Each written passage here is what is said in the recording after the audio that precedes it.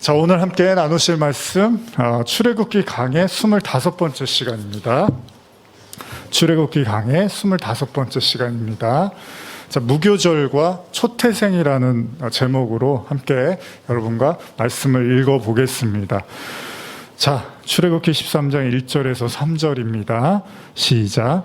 여호와께서 모세에게 일러 이르시되 이스라엘 자손 중에서 사람이나 짐승을 막론하고 태에서 처음 난 모든 것은 다 거룩히 구별하여 내게 돌리라. 이는 내 것이니라 하시니라. 모세가 백성에게 이르시되 너희는 애굽 곡 종 되었던 집에서 나온 그 날을 기념하여 유교병을 먹지 말라.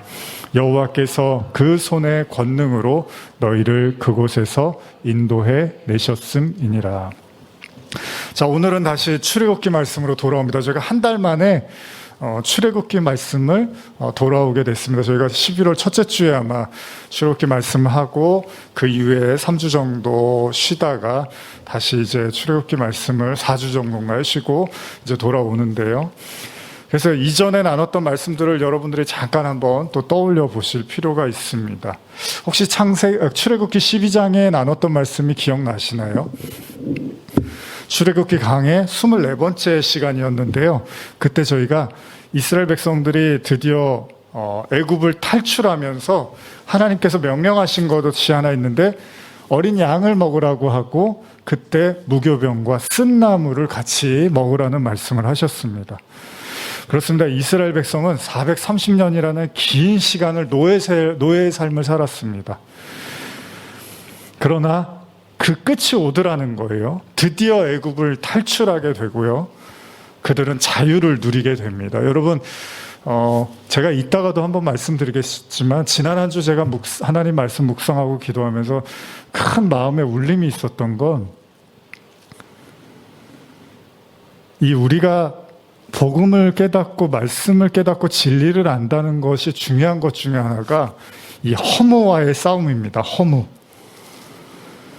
그러니까 아직은 이제 저도 뭐 나이가 많은 편은 아니어서 그러나 어르신들은 이제 많이 느끼시겠지만 시간이 지나가면 이 허무함과 공허함이 마음을 지배하고 다스릴 때가 있습니다.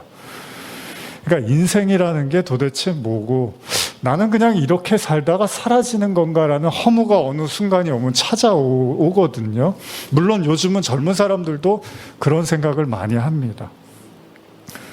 근데 복음이라는 게, 진리라는 게, 구원이라는 게 왜 중요하냐면 그 허무에서 소망을 갖게 한다는 거예요.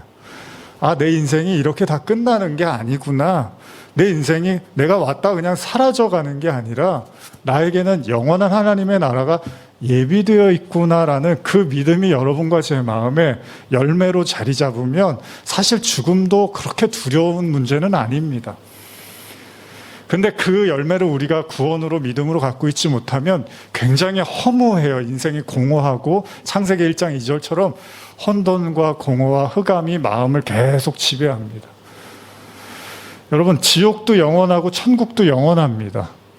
근데 진짜로 사람들이 그래요. 영원히 이 상태로 영원히 살고 싶습니까? 라고 하면 정말 어르신들은 꼭 그렇지는 않다고 해요.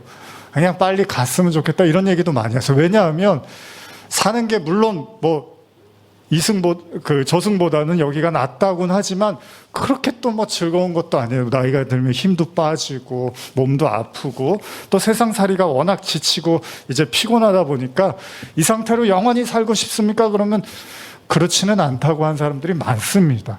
그게 왜 그러냐면 허무하고 그냥 공허한 게 인생이라는 걸 알아버렸거든요. 근데 여러분과 제가 이렇게 말씀을 듣고 매주마다 예배를 드리고 진리를 우리가 갈망하는 게 지금은 잘 모르실 수 있어요. 어떤 분들한테는. 근데 어떤 분들은 아세요. 이게 마음의 구원의 소망을 갖는다는 게 이 허무를 깨트리고 혼돈과 공허를 넘어선다는 게 얼마나 큰 축복인지를 알게 됩니다. 그러면 아, 내 인생이 이게 다 끝이 아니라 나는 그냥 내가 눈 감는 순간 하나님이 나를 기다리고 있다는 게 너무 확실해지면 그게 얼마나 큰 삶의 위로와 소망이 되는지 모릅니다. 이게 성도와 성도가 아닌 사람의 차이입니다. 성도는 정말로 내가 눈을 감는 순간 하나님이 나를 기다리고 있다. 하나님의 나라가 나를 기다리고 있다는 영원한 그 허무가 아니라 영원한 은혜를 마음속에 품게 되는 거죠. 이게 여러분들이 정말로 나중에 지금은 내가 왜 매주마다 예배를 드려야 돼? 내가 왜 매주마다 말씀을 들어야 돼? 이런 생각을 할 수 있어요. 내가 뭐 말씀도 그렇게 뭐 십자가 져라 깨져라 이런 말씀을 뭐하러 내가 들어 이런 생각 하실 수 있는데 나중에 여러분들이 시간이 지나서 그 허무와 혼돈과 공허가 마음을 엄습해서 지배해버릴 때 인생의 마지막 그 순간에 아무것도 없구나 인생은 이라고 생각할 때 구원이 여러분들 안에 열매로 자리 잡으면 여러분들은 알게 됩니다. 이게 얼마나 큰 소망이고 기쁨인지를. 무슨 말이냐면요, 이스라엘 백성들이요 그 노예 생활이 절대 끝나지 않을 것 같아서 이렇게 살다가 죽는 게 우리의 운명이구나라고 생각을 했는데 430년이 되던 그 해에 드디어 애굽을 탈출하더라는 겁니다. 이 소망이 있는 거예요. 기독교는, 복음은 이 소망이 있는 거예요. 언젠가는, 물론 언젠가는이 굉장히 무책임하고 대책 없는 말처럼 들릴 수도 있지만 그래도 언젠가는 하나님이 그 일들을 행하신다는 겁니다. 그리고 그들은 어떻게 구원받냐 하면 오직 어린 양의 피를 문설주에 바른 그들만 구원하시겠다는 겁니다. 어린 양의 피는 뭐죠? 하나님의 아들의 대속의 십자가의 보혈이잖아요. 그러니까 여러분과 제 마음속에 그 십자가의 죽음과 예수의 죽음의 의미를 마음으로 흔적이라고 하는데 바울이 그 피의 의미를 가지고 있으면 그냥 사는 거예요. 그 사람들은 영원히 사는 거예요.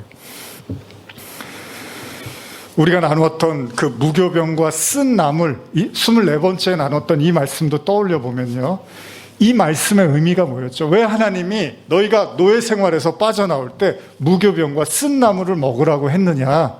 한번 말씀을 돌아볼까요? 신명기 16장 2절에서 3절입니다. 시작. 여호와께서 자기의 이름을 두시려고 택하신 곳에서 소와 양으로 내 하나님 여호와께 유월절 제사를 드리되 유교병을 그것과 함께 먹지 말고 이래 동안은 무교병 곧 고난의 떡을 그것과 함께 먹으라. 이는 내가 애굽 땅에서 급히 나왔음이니 이같이 행하여 내 평생에 항상 내가 애굽 땅에서 나온 날을 기억하라 것이니라. 신명기 말씀은요, 하나님께서 당신의 백성들에게 굳이 무교병, 누룩 없는 떡을 먹으라고 하십니다. 그 이유는 고난의 떡, 그러니까 애굽에서 당했던 고난을 절대 잊지 말라는 거예요. 아울러서 쓴 나물도 같은 얘기였죠. 고생했던 거를 반드시 기억하라는 겁니다. 요새 제가 죽을 좀 많이 먹어요. 그래서 지금 이렇게 목소리 힘이 별로 없잖아요. 근데 죽을 먹다가 소화가 괜찮아지면은 이제 밥이라든지 뭐 이렇게 찌개나 국을 이렇게 먹는데 다 싱거운 것만 먹어요. 그러니까 나중에는 싱거운 음식이 이렇게 좀 먹기가 너무 싫더라고요. 근데 어제 저녁에 이제 딸이 이제 제 아내가 이제 회사에서 먹던 피자를 가지고 와서 그걸 줬는데 그거 콜라를 이렇게 콜콜 마시는데 너무 먹고 싶은 거예요. 원래 제가 콜라 안 먹은 지도 오래됐지만 이제 저는 카페인 때문에 잘 못 먹는데 어제 따라 그게 너무 먹고 싶은 거예요. 한 모금만 그냥 꼭 했으면 좋겠다. 근데 소화도 잘 안 돼서 이제 먹으면 안 돼요. 안 되는데 야, 좋겠다. 저런 거 먹고 싶은 거 먹어서. 그런 생각을 하는데 그 콜라가 좋은 게 아니잖아요. 근데 그게 너무 먹고 싶은 거예요. 이 무교병과 쓴나물의 교훈을 잃어버리는 거죠. 물론 아이한테도 사실은 야, 이제 콜라 많이 먹지만 이제 언젠가는 그런 얘기를 할 거 아니에요. 저희 아버지도 맨날 저한테 밤마다 라면 끓여 먹으면 라면 끓여고 먹지 말라 그러는데 이제 그 결과물이 이제 나이 들어서 오는 거잖아요. 근데도 또 라면이 먹고 싶고 아픈데도 또 그런 걸 찾는단 말이에요. 사람이 이렇게 잊어요. 그러니까 입에 단 것만 생각하지 몸에 좋은 거는 생각을 못 하는 거죠. 그러니까 하나님이 자꾸 그러나 봐요. 너희가 그렇게 고생해서 나온 데인데 그걸 좀 기억을 했으면 좋겠다. 그래서 무교병과 쓴 나물을 먹으라고 하는 거죠. 저도 이 말씀 준비하면서 뭐하러 이렇게 하나님이 계속 이런 얘기를 하실까? 굳이 그걸 먹으라고 하실까 하는데 그만큼 인간이 빨리 잊어버린다는 얘기잖아요. 그리고 오늘의 그 13장으로 넘어오면서 또 하나님이 반복을 하세요. 그건 뭐냐면 첫째, 읽으신 것처럼 이스라엘에서 처음 난 모든 것, 사람, 짐승을 막론하고 모든 게 다 하나님의 것이다 라고 말씀을 하세요. 그리고 또 반복해서 말씀하시는 게 유교병을 먹지 말라. 즉 무교병을 또 먹으라고 해요. 맛없는 떡을, 누룩 없는 떡을 또 먹으라고 해요. 그렇기 때문에 오늘 우리는 이 두 주제, 무교절과 초태생이라는 제목의 말씀을 나누는 건데요. 이미 이전에도 나눴지만 무교병이라는 건 뭐죠? 누룩이 없는 맛없는 떡이란 말이에요. 발효가 안 된 빵이란 말이죠. 누가 이걸 좋아하겠습니까? 저도 요새 짜고 달고 맵고 이런 거 막 먹고 싶단 말이에요. 소화 안 되는데도. 맛없는 거 먹으니까 별로 입맛도 안 돌고 먹고 싶은 것도 없어요. 근데도 하나님이 이걸 자꾸 먹으라는 거예요. 훨씬 맛이 없는 떡을. 그러면서 강조를 하시는데 한번 이걸 읽어볼까요? 출애굽기 13장 4절에서 10절입니다. 좀 긴데 한번 같이 읽어보겠습니다. 시작. 아비벌 이달에 너희가 나왔으니 여호와께서 너를 인도하여 가나안 사람과 헷 사람과 아모리 사람과 히위 사람과 여부스 사람의 땅 곧 내게 주시려고 내 조상들에게 맹세하신 바 젖과 꿀이 흐르는 땅에 이르게 하시거든 너는 이 달에 이 예식을 지켜 이래 동안 무교병을 먹고 일곱째 날에는 여호와께 절기를 지키라. 이래 동안에는 무교병을 먹고 유교병을 내게 보이지 아니하게 하며 내 땅에서 누룩을 내게 보이지 아니하게 하라. 너는 그 날에 내 아들에게 보여 이르기를 이 예식은 내가 애굽에서 나올 때 여호와께서 너를 위하여 행하신 일로 말미암음이니라 하고 이것으로 내 손의 기호와 내 미간의 표를 삼고 여호와의 율법이 내 입에 있게 하라. 이는 여호와께서 강하신 손으로 너를 애굽에서 인도하여 내셨음이니 해마다 절기가 되면 이 규례를 지킬지니라. 지금 읽으신 것처럼 이제 무교절, 무교병의 말씀인데요. 아비벌이라는 말이 있죠. 여기 보면은 이게 몇 월인가 이런 생각 하실 텐데 아비벌 15일을 지금 가리키고 있는데 이 아비비라는 말이 히브리어로 녹색, 이삭 이런 뜻이에요. 그러니까 이건 뭐냐면 유대 종교력으로는 첫 번째 달을 의미하고요. 우리가 쓰는 태양력으로는 3월이나 4월을 해당하는데 보리 추수기를 가리킨다고 합니다. 어쨌든 성경은요, 다시 한번 무교병과 관련된 말씀을 강조해요. 지금 말씀 읽어보시면 아시겠지만 근데 단서가 하나 있습니다. 그게 뭐냐면 젖과 꿀이 흐르는 땅에 이르게 하거든 이렇게 써 있어요. 그러니까 하나님이 지금 하라는 게 아니라 너희가 나중에 가나안 땅에 들어가면 이 절기를 지키라는 거예요. 그 내용은요, 성경에 나온 것처럼 이래 동안은 누룩이 없는 떡을 먹으라는 거잖아요. 또한 그 이래 동안은 절대 유교병, 누룩이 보여서는 안 된다는 거예요. 하나님의 이 절기에 대해서 굉장히 강조를 하고 심지어는 자녀들에게까지 이야기를 하라고 합니다. 심지어는 지금 읽으신 본문은 내 손의 기호와 미간의 표를 삼으라 그래요. 그래서 나중에 유대인들이 여기다 경문이라고 하는데 말씀을 말아갖고 상자 같은 걸로 여기에다가 걸고 손에다 걸고 다녔어요. 그래서 요한계시록 보면 뭐 오른손에 이마나 뭐 오른손 팔에 뭐 이런 얘기가 나오는데 지금 여기서 이제 시작된 이야기들이에요. 여기서 도대체 무교병은 되고 왜 유교병은 안 되느냐? 우리가 지난번에 나눴지만 도대체 왜 하나님이 이런 말씀을 자꾸 하시느냐?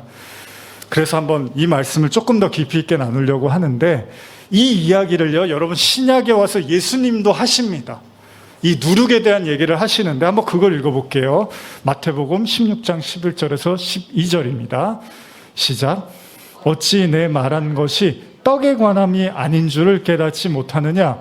오직 바리새인과 사두개인들의 누룩을 주의하라 하시니 그제서야 제자들이 떡의 누룩이 아니요 바리새인과 사두개인들의 교훈을 삼가라고 말씀하신 줄을 깨달으니라. 이게 예수님이 제자들한테 하신 말씀이에요. 오병이어 사건 이후에.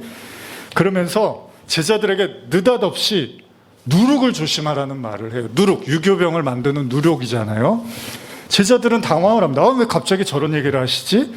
근데 예수님은요, 자신이 말하는 누룩이 빵에 대한 게 아니라는 거예요. 제자들은 듣고 누룩을 주의하라는 게 누룩을 관리를 잘하라는 얘기인가? 빵을 만들어야 되니까 누룩을 주의 깊게 살피란 얘기인가? 이렇게 생각을 했는데 그 얘기가 아니야. 예수님이 바리새인과 사두개인의 교훈을 이야기하시는 거였어요. 그러면 이게 무슨 얘기인가? 도대체 바리새인과 사두개인의 교훈을 또 조심하라는 게 뭘까? 이거를 위해서 앞에 절을 한번 또 읽어볼게요. 마태복음 16장 1절에서 4절인데요. 바리새인과 그 사두개인의 대화에서의 성경의 첫 번째 부분입니다. 무슨 얘기를 하려고 하시는지요? 시작. 바리새인과 사두개인들이 와서 예수를 시험하여 하늘로부터 오는 표적 보이기를 청하니 예수께서 대답하여 이르시되 너희가 저녁에 하늘이 붉으면 날이 좋겠다 하고 아침에 하늘이 붉고 흐리면 오늘은 날이 굳겠다 하나니 너희가 날씨는 분별할 줄 알면서 시대의 표적은 분별할 수 없느냐? 악하고 음란한 세대가 표적을 구하나 요나의 표적밖에는 보여줄 표적이 없느니라 하시고 그들을 떠나가시니라. 예수님이 바리새인과 사두개인들에게 화를 내십니다. 바리새인, 사두개인, 당시에 그 율법 학자라고 보시면 돼요. 율법주의자들이라고 보시면 돼요. 그건 예수님이 광야에서 시험 받을 때, 사단에서 시험 받을 때 비슷한 논리로 이런 얘기를 하시는 거예요. 그들이 네가 정말로 하나님의 아들이라면, 사단이 예수님한테 이렇게 시험했거든요. 네가 하나님의 아들이라면 뭔가 보여줘. 그랬는데 지금 바리새인과 사두개인도 똑같은 얘기를 하는 거예요. 네가 진짜 하나님의 아들이면 뭔가 대단한 걸 우리한테 보여줘봐. 근데 예수님이 여기에 대해서 굉장히 화를 내셨다는 겁니다. 제가 현대어로 한 번 더 읽어드릴게요. 예수께서 대답하셨다. 너희는 하늘을 보고 날씨는 곧잘 알아맞힌다. 오늘 저녁에 하늘이 붉을 것을 보니 내일 아침에는 날씨가 좋겠군. 오늘 아침에는 하늘이 붉고 흐린 것을 보니 날씨가 종일 굳겠군 하면서 말이다. 그러면서도 너희는 시대의 징조는 분별할 줄 모른다. 너희 악하고 믿음 없는 백성은 하늘의 어떤 징조를 나타내 주기를 내게 요구하지만 요나에게 일어났던 이적밖에는 보여줄 것이 없다. 그러고 나서 예수께서는 그들을 거기에 두고 떠나가셨다. 이 말씀을 하신 이후에요, 제자들은 바리새인과 사두개인의 누룩을 주의하라고 말씀하신 그 의미에 대해서 잘 이해를 못했습니다. 그러면 도대체 예수님이 경계하라고 말씀하신 가르침, 그게 뭘까? 제가 방금도 얘기했지만요, 말씀드렸지만 광야에서 사탄이 예수님을 시험할 때처럼 당신이 신의 아들이라면 뭔가 대단한 일을 보여달라는 거예요. 실제로 우리는 예수님이 오병이어라는 엄청난 기적을 일으킨 이후에 예수님이 그 자리를 몰래 빠져나가시잖아요. 사람들이 기적에 흥분합니다. 야, 예수님이 저 오병이어 사건도 일으키고 우리의 왕이 됐으면 좋겠다. 저분 정말 대단하시다. 그랬는데 정작 예수님은 요한복음 6장 14절 15절 보시면 제가 읽어드릴게요. 그 사람들이 예수께 행하신 이 표적을 보고 말하되 이는 참으로 세상에 오실 그 선지자라 하더라.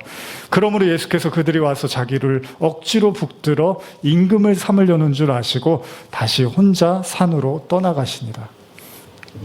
잘 생각해 보십시오. 예수님이 주의하라는 누룩, 즉 사두개인들과 바리새인의 교훈이 무엇인가? 오병이어 사건에서 관점에서 본다면 예수님의 기적 이후에 사람들은 대번에 예수님을 왕, 하나님의 아들, 이스라엘의 왕, 메시아로 인정하려고 합니다. 그게 뭐 잘못됐습니까? 예수님을 메시아로 인정하면 잘된 거잖아요. 예수님이 하나님의 아들이라고 하면 잘된 거잖아요.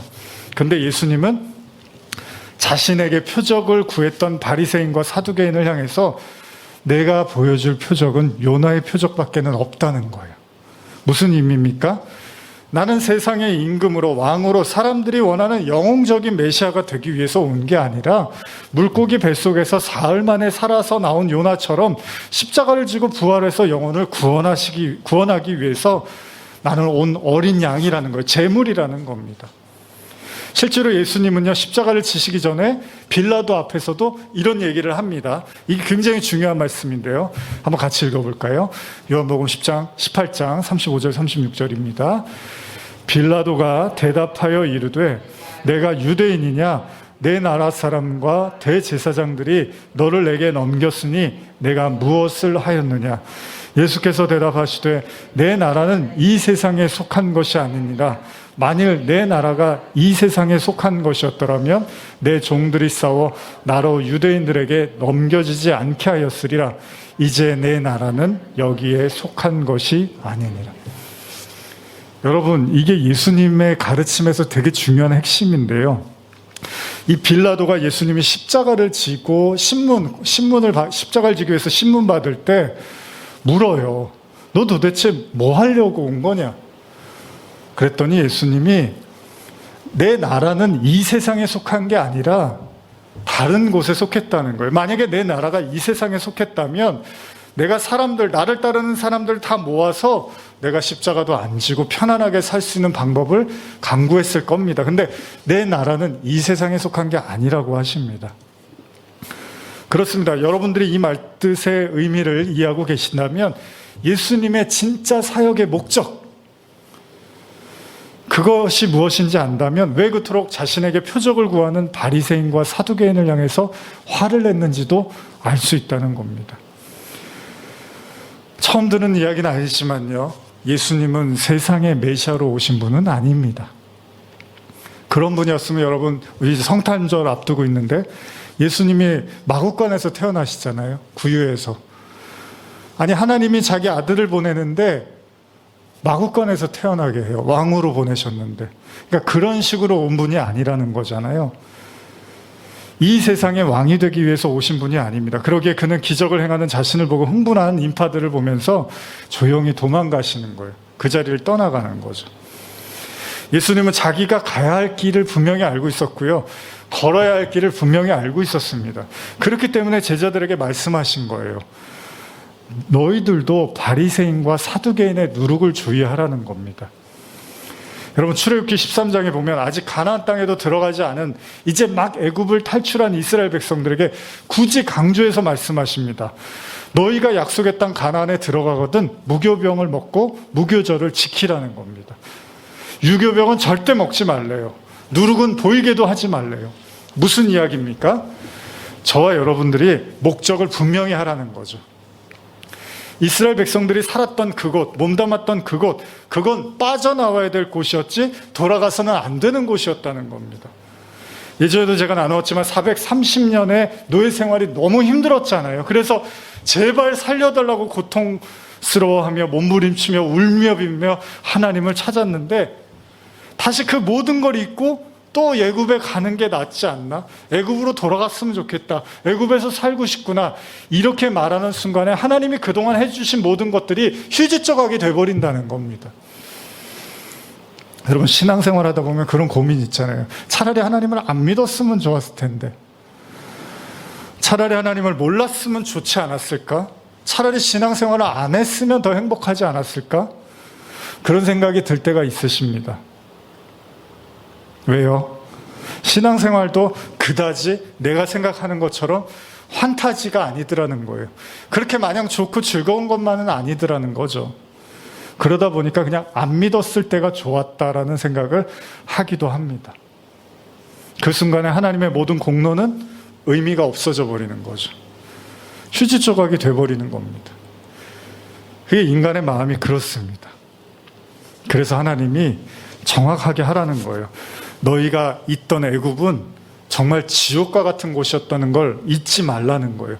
거기를 반드시 빠져나와서 가나안으로 가야 되는 것이 너희가 해야 될 일이라는 것, 그 목적지를 명확하게 하라는 거죠.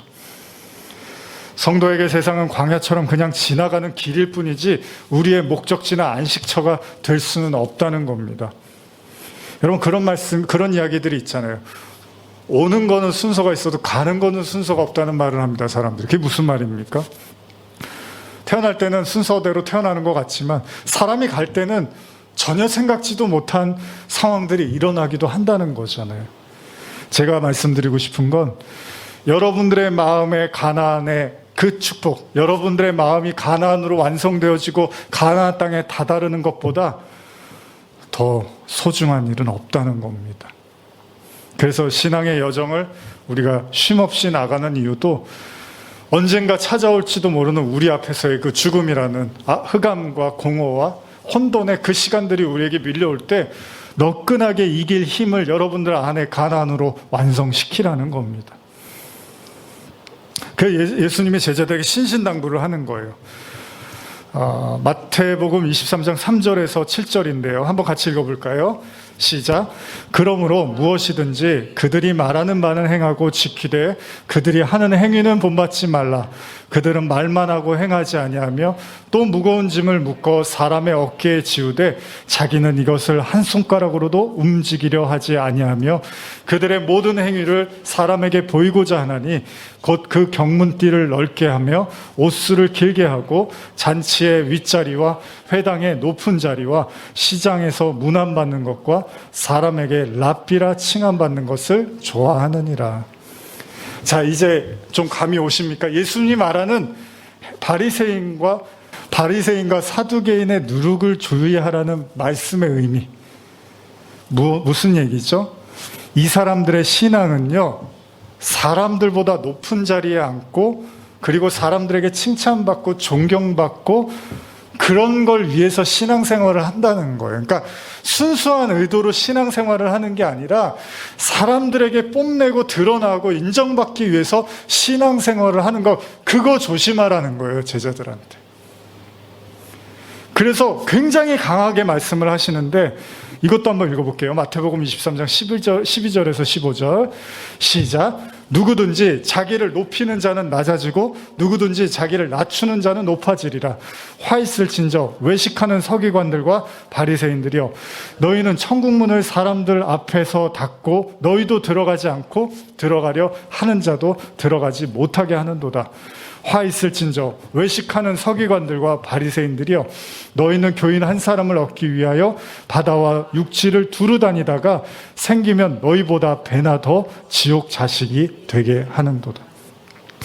외식하는 사람들, 그들의 신앙의 목적은요, 순수한 하나님에 대한 신앙에서 비롯된 게 아니라 그들은 신앙조차도 이용해서 사람들에게 자기의 잘났다, 의롭다, 똑똑하다, 지혜롭다, 부유하다, 이런 걸 뽐내기 위해서 신앙을 하더라는 거예요, 신앙생활을.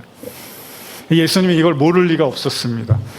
예수님은 그러한 너희들의 가르침 때문에 수많은 사람들이 천국에 들어가는 길을 막아버리고 나가서는 더더욱 신앙과는 무관한 지옥의 자식을 만들고 있다라고까지 꾸짖더라는 거예요, 그들에게.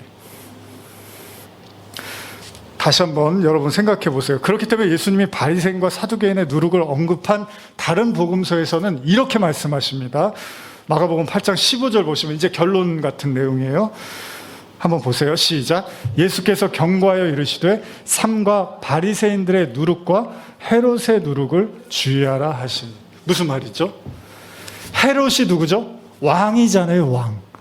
그러니까 지금 바리새인의 누룩, 사두개인의 누룩 하다가 다른 구절에서는 헤롯의 누룩 이런다고요.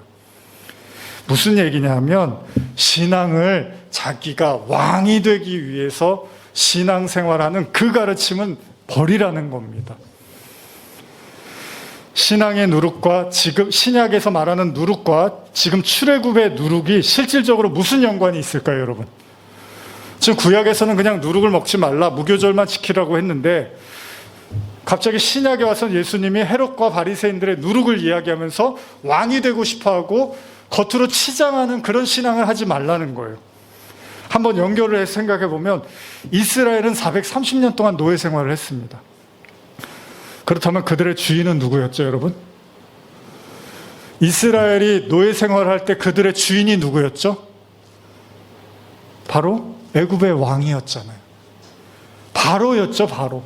바로가 이스라엘의 주인이었습니다, 여러분. 더 나아가 넓은 의미로 애굽이 그들의 주인이었잖아요. 이스라엘 백성들이 애굽과 바로의 종으로 살았죠. 그 지긋지긋한 세상의 왕이 되고 싶었던 그 바로, 그 욕심덩어리였던 그 바로의 치하에서 종살이하던 게 이스라엘 사람들입니다. 따라서 하나님은 그들에게 계속 말씀하시는 거예요. 누룩으로 잘 구워져서 누구나 좋아하는 유교병이 아니라 맛이 없어 보이고 누룩이 없어서 사람들이 기피하는 그 무교병을 먹으라는 겁니다. 왜요? 하나님의 양식은 욕망을 위한 양식이 아니라 진리와 구원을 위한 양식이라는 거예요. 다시 말하면 그들을 그렇게 못 살게 했던 그들이 바로 누룩을 먹던 유교병을 먹던 바로였잖아요. 근데 자기네들도 그 누룩을 먹고 유교병을 먹고 왕이 되고 싶어하면 또다시 애굽으로 돌아가는 거하고 뭐가 다르냐고 예수님이 말씀을 하시는 거라는 겁니다. 그렇기 때문에 이스라엘은 전투적인이라도 하듯이요, 결국 광야에서 뭘 먹죠? 하나님이 만나를 주십니다. 애굽에서 먹던 음식이 아니라 다른 음식을 주셔요. 애굽에서 고기 먹고 반찬 먹고 이랬는데 하나님이 광야 가니까 만나를 주세요. 근데 또 만나는 어때요? 하늘에서 내려오는 양식입니다. 근데 문제는 뭐냐면 맛이 없어요. 또 만나도 요즘 제가 그렇게 먹는 것처럼 맛이 없는 걸 자꾸 또 주세요. 광야에 갔는데 심지어는 맛도 없고 기운이 빠진다고 원망을 해요. 하나님한테. 무슨 이야기입니까? 하나님은 무교병을 상징하듯이 또다시 그들에게 만나와 같은 양식을 40년 동안 먹게 하시더라는 거예요. 무슨 얘기냐면 성도들이 먹는 양식은요, 달라야 된다는 겁니다. 사탄이 예수님께 시험할 때 야, 돌을 떡으로 만들어봐 그랬어요. 그랬더니 예수님이 야, 나는 그렇게 하려고 온 게 아니라 하나님의 말씀으로 사는 사람이야, 이렇게 얘기를 하는 거예요. 지금 육신의 양식을 말하는 게 아닙니다.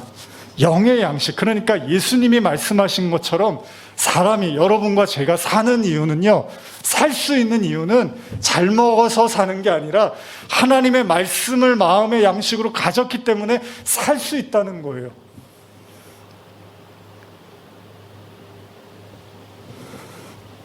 바리새인과 사두개인, 헤롯이 먹던, 탐하던 수많은 사람들이 좋아하는 그 유교병을 먹는 게 성도의 삶이 아니라 하나님의 입으로 나온 무교병의 그 말씀을 가지고 사는 거. 사람들은 기피하고 별로 먹고 싶어 하지 않고 별로 달가워하지 않는데 여러분과 제가 하나님의 말씀으로 살겠다고 여기 와서 앉아서 말씀을 듣고 기도를 하는 그 무교병을 하나님이 먹으라고 하시는 겁니다. 물론 유교병은 입에는 매우 달콤합니다. 여러분 빵집 가보면 얼마나 화려합니까? 너무 먹고 싶은 빵이 많잖아요. 근데 이제 또 따라주지도 않으니까 많이 먹어야 한두 개. 저는 크림 있는 빵은 아예 못 먹어요. 근데 먹고 싶은 게 너무 많아요. 빵집에 가면. 그건 우리의 욕망을 더욱더 극대화시킵니다. 선악과를 먹고 하나님처럼 살아보고자 하는 그 세상의 주인으로서 교만과 자만, 그게 더 살찌워질 거예요. 유교병만 먹으면.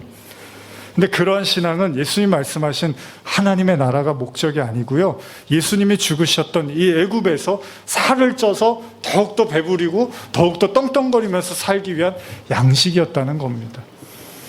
여러분, 결국 이스라엘은 애굽을 탈출합니다. 그 지긋지긋했던 애굽의 종살이 마지막까지도 바로는 자신의 모든 힘을 총동원해서 하나님과 대적을 합니다. 바로 그가 유교병, 즉 누룩의 극치를 보여주고 있는 거예요. 바로가. 결국 그와 그리고 애굽은 모든 장자의 죽음으로써 항복을 하고 말잖아요. 모든 처음 난 것들이 다 심판을 받습니다. 그러나 이스라엘의 장자들은 다 살아남습니다. 누구의 공로? 어린 양의 공로. 다른 이유는 없습니다. 오직 어린 양의 피가 심판과 구원을 결정하고 있습니다. 그렇기 때문에 하나님은 또다시 두 번째로 이스라엘에게 상기를 시키는데요. 이거 한번 읽어볼까요? 출애굽기 13장 11절 12절입니다. 시작. 여호와께서 너와 내 조상에게 맹세하신 대로 너를 가나안 사람의 땅에 인도하시고 그 땅을 내게 주시거든 너는 태에서 처음 난 모든 것과 내게 있는 가축의 태에서 처음 난 것을 다 구별하여 여호와께 돌리라. 수컷은 여호와의 것이니라. 그들이 약속의 땅 가나안에 들어가거든 해야 될 두 번째 명령은 처음 난 건 다 하나님께 드리라는 거예요. 시간이 제가 없기 때문에 결론을 말한다면 무슨 이야기입니까? 선악과를 먹고 자기가 주인으로 살려고 아둥바둥하다가 바로와 애굽처럼 심판을 받는 게 아니라 어린 양으로 인해서 그 심판을 면하게 된 성도라면 이제부터 저와 여러분 거는 아무것도 없다는 겁니다. 물론 우리는 이걸 잘 알고 있습니다. 이론상으로는 잘 알고 있습니다. 알몸에서 태어나서 알몸으로 돌아가는 것이 인간입니다. 근데 저와 여러분들이 누룩의 유교병에 취해 있으면 착각을 한다는 거예요. 그 모든 게 내 건 줄 안다는 거죠. 그래서 모으려고 하고 쌓으려고 하고 길을 씁니다. 그러나 우리가 진정 예수로 구원받은 자라면 우리는 이제 압니다. 나를 포함해서요, 나 자신을 포함해서 이 세상에서 내 거는 하나도 없다는 걸 압니다. 우리가 헌금을 하는 이유도 사실 그런 고백이거든요. 신앙 고백.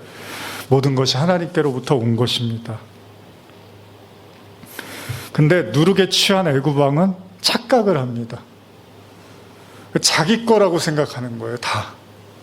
심지어는 하나님의 백성도 자기 거라고 생각하고 안 놔주는 거예요, 애굽에서. 결국 그는 모든 걸 빼앗기게 됩니다. 심지어는 자기 아들까지도 빼앗기게 됩니다. 진짜 저와 여러분들이 하나님의 백성이라면요, 여러분들의 목적지가 애굽이 아니라 가나안이라면 우리는 이제 배워야 됩니다. 모든 것이 다 하나님 거라는 것. 그리고 이것이 그들이 광야 40년 동안 배운 가장 큰 교훈 중에 하나입니다. 40년 동안요, 아무것도 없는데 하나님이 먹이시고 입히시고 살리시더라는 거예요. 혹시 여러분들도 인생에서 그런 걸 경험하십니까? 난 아무것도 없는데 하나님이 나를 먹이고 입히고 살린다. 신명기 29장 5절 한번 읽어볼까요? 시작. 주께서 40년 동안 너희를 광야에서 인도하게 하셨거니와 너희의 몸이 낡아지지 아니하였고 너희의 발에 신이 헤어지지 아니하였으며. 결론입니다. 성도는 자기 힘으로 사는 사람들이 아니라는 겁니다. 근데 애굽왕 바로는 어때요? 자기 힘을 총동원해서 하나님과 싸우면서 살아보려고 하잖아요. 그럼 망하는 거예요. 성도는 내 힘으로 사는 사람이 아닙니다. 성도는 하나님의 은혜로 사는 사람입니다. 이제 노예의 삶은 끝났습니다. 이제 세상의 지배를 받지 않아도 됩니다. 이제부터는 하나님과 동행하는 법을 배워야 합니다. 이제 이스라엘은 하나님과 40년 동안 동행하는 법을 배울 겁니다. 염려하지 마십시오.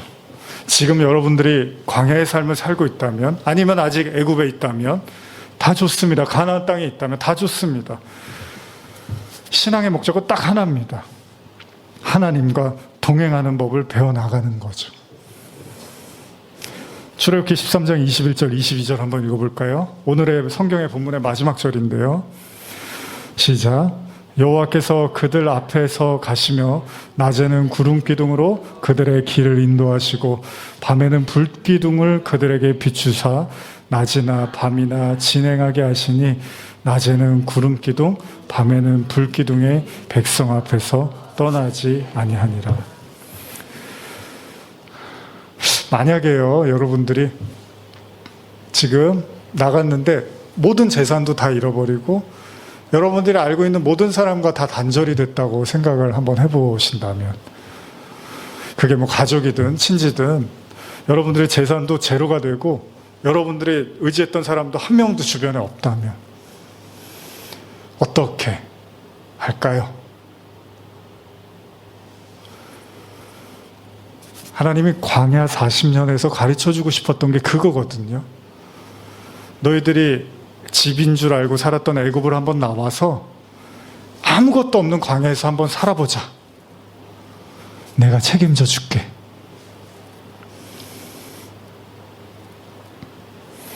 옛날 어르신분들 이렇게 결혼하시면 이제 신랑 집으로 가잖아요. 다 버리고 신랑만 보고 가는 거잖아요. 뭐 요즘은 좀 달라졌지만. 신랑 믿고 가는 거잖아요. 결혼할 때. 물론 뭐 신랑도 신부를 믿지만 신앙도 그래요. 진짜 아무것도 없어도 그냥 하나님 믿고 사는 거죠. 근데 하나님이 책임져 주시는 거예요. 건강도, 물질도, 삶도 하나님이 다 책임져 주신다는 믿음? 그걸 성경은 자유라고 합니다.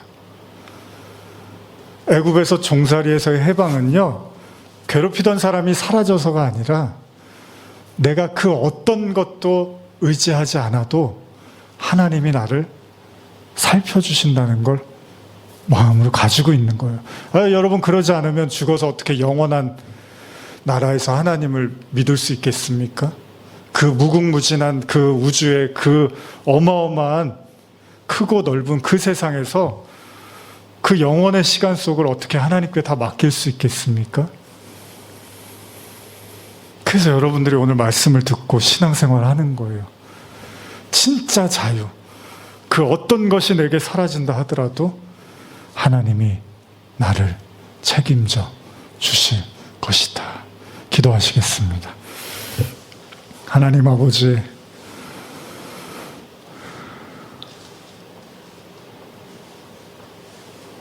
무교병 그리고 초태생, 결국은 하나님을 의지하라는 말씀인 줄 압니다. 언젠가 우리가 의지하는 것들이 하나씩 사라질 것입니다. 그리고 우리 눈앞에서 소멸되고 없어져가는 것을 볼 것입니다. 그때 우리는 두려워하지 않습니다. 하나님이 나와 함께 하시기 때문입니다. 하나님이 내 영혼까지도 책임져 주실 것임을 믿기에 오늘 이 하나님과 연애하는, 이 데이트하는 이 신앙의 여정을 걸어갑니다.